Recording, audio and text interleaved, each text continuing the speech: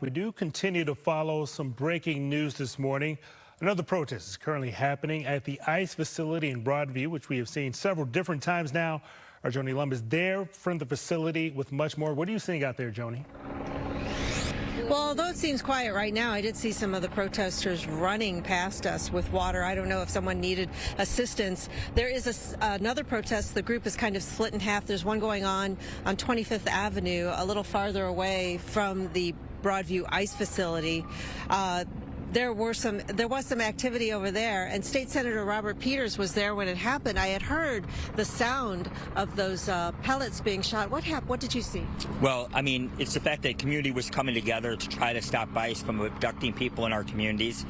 And what you saw is the federal government shooting tear gas at people who were just trying to prevent another abduction from happening. So a car was coming in and they were standing in the way, peacefully doing the protesting that they need to do. And of course, par for the course for this administration, there was tear gas who was shot at peaceful protesters. And so we're in a moment where now people have to be concerned about a federal government that's turning on them because we have a president that continues to fail over and over again.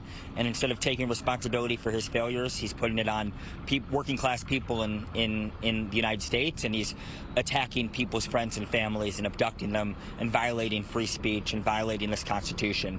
And so what we saw was just another example of this president being violent and aggressive to his own folks in the United States. It doesn't seem like, on this side at least, that there's been any action to provoke the shooting and the smoke that's happening. Over there, though, there were some demonstrators who were trying to block a vehicle, an ICE vehicle. Yeah, I mean, in the history of peaceful protest, all they were doing was standing in front of a vehicle. Now, I'm someone who's a big, history of the civil rights movement, right? Standing, making sure whether it's marching a street, when we think about Selma, for example, or blocking in a peaceful way, the aggression isn't coming from people who are standing peacefully on a public way to prevent something from moving. The aggression is coming from the ICE vehicle who's trying to run people over. And look, I think when we look at the reputation of this administration, it's not like they care deeply about the Constitution. So even if you're doing something peaceful, even if you're standing there and you're trying to make sure to look out for your community, we have an administration that's willing to violate that as much as possible. It sounds like people have been peacefully protesting in the way that Chicagoans have for decades. Yeah. This action, Operation Midway Blitz and Operation At Large, we're told going to go on for 45 days. We're in the middle of it now. Demonstrators are trying to do what they can, but what's going to happen here? I mean, it hasn't ended. Yeah, well, we have a pretty stupid president who's having a failing administration, who's leaning into his authoritarian impulse. And because of that, what we have is some serious risks. And the public should know that this president who's cut Medicaid, cut SNAP benefits, given billionaire buddies tax breaks, has allowed Elon Musk to destroy government, is now leaning into playing games and particularly attacking Democratic cities because he's playing politics. Just yesterday, he said he wanted to move World Cup host cities out of Democratic cities. I think the fact of the matter is that he's embarrassing us here at home and he's embarrassing us on the international stage. And so we're going to be in the midst of a propaganda campaign from a failing president who he himself wishes he could be a dictator, and it is on us to organize, to fight back, and to prevent that from happening.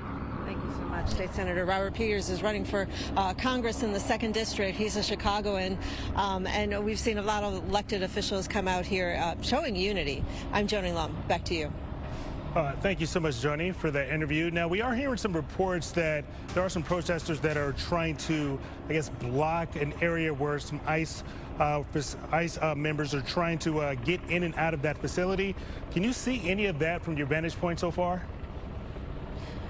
Well, we have two locations. The one that you're familiar with, right in front of the Broadview ICE facility, where there is a fence that separates the protesters from the ICE agents. But we also have a camera, and we have our aerial view as well, keeping an eye on the south end. Because this fence was put in place, protesters cannot get close to the vehicles that are moving in and out to try to block them.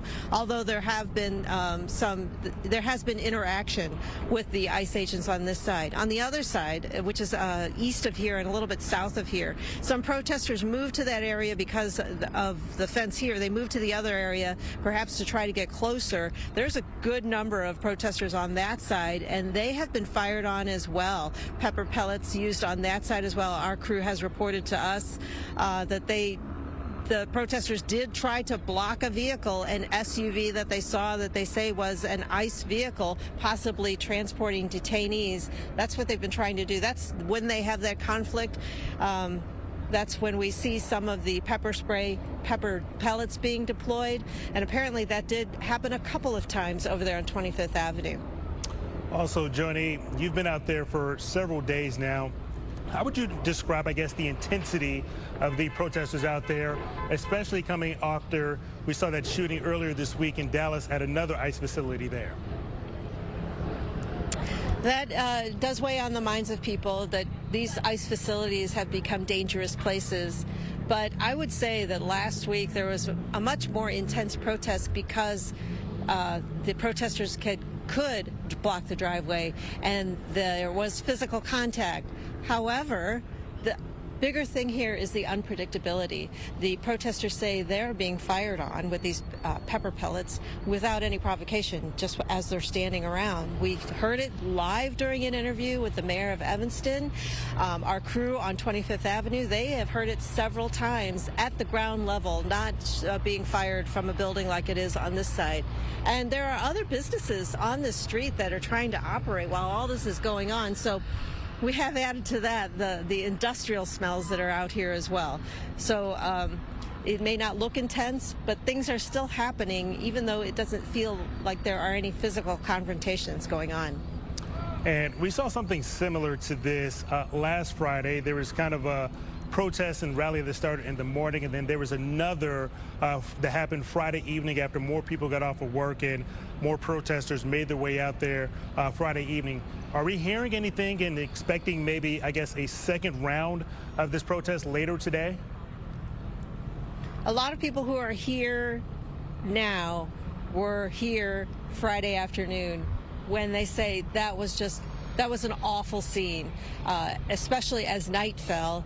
They couldn't tell where anything was coming from. And then the scenes of that, the smoke everywhere, the pepper spray, the effects of it, horrible for the people who endured it, who are back here today. They aren't saying how long they're going to be out here, but generally on Fridays, they stay through the afternoon and then into the evening. That protest last Friday went on for quite a while. I think that today a lot of people have the resolve to stay here all day. All right, Joni Lum, thanks so much for your time this morning.